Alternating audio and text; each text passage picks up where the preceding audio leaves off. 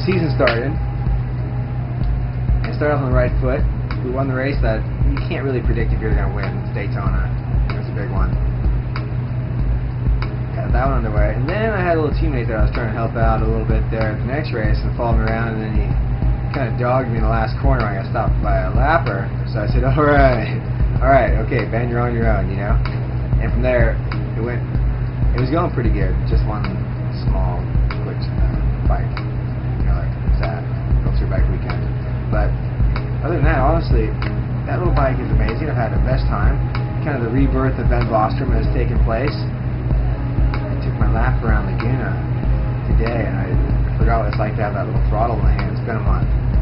It's not a better feeling from the planet, honestly. I want to say it's going to be tough to beat this guy the next couple of years, because I don't plan to lose. I'm really liking this racing mix. I'll tell you, I'm wearing a showy helmet for a lot of reasons. This is the first company that ever gave me a contract, any contract.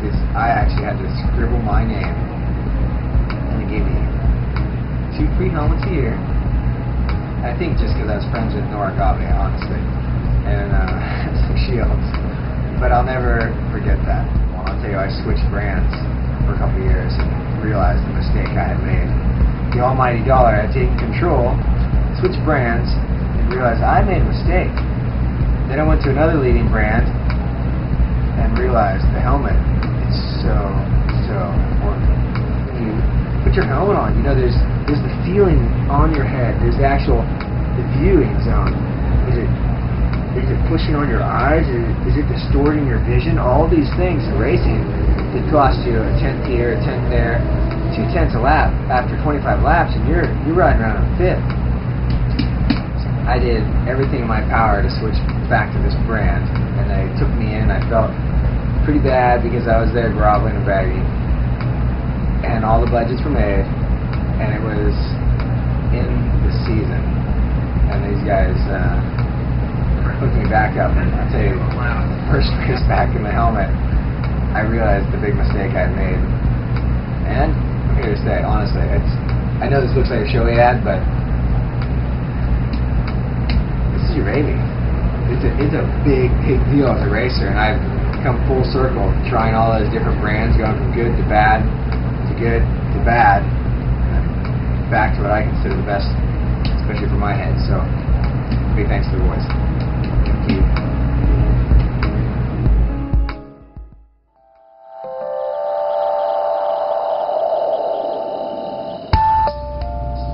The 2008 season, I was coming into the season with high expectations after riding quite a few years with the factory Honda Superbike team. My results weren't quite what we wanted, so definitely had to make a bit of a change and come into the Arian Honda squad.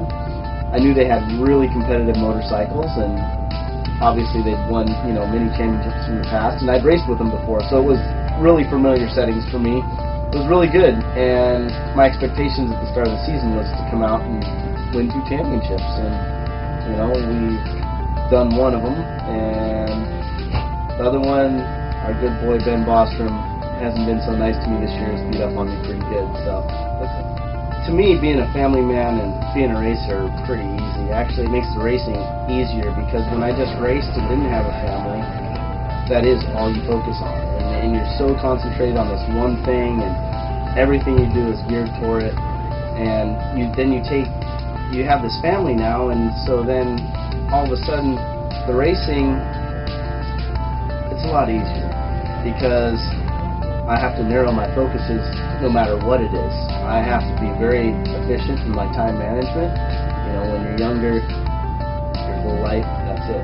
It's just racing. And as you get older, you realize there's a lot of stuff that's a lot more important in life than just racing, because that's all it is. It's just racing. We're just a bunch of kids who never grew up riding motorcycles, having fun, and luckily somebody decided to pay us along the way, so it works out pretty good.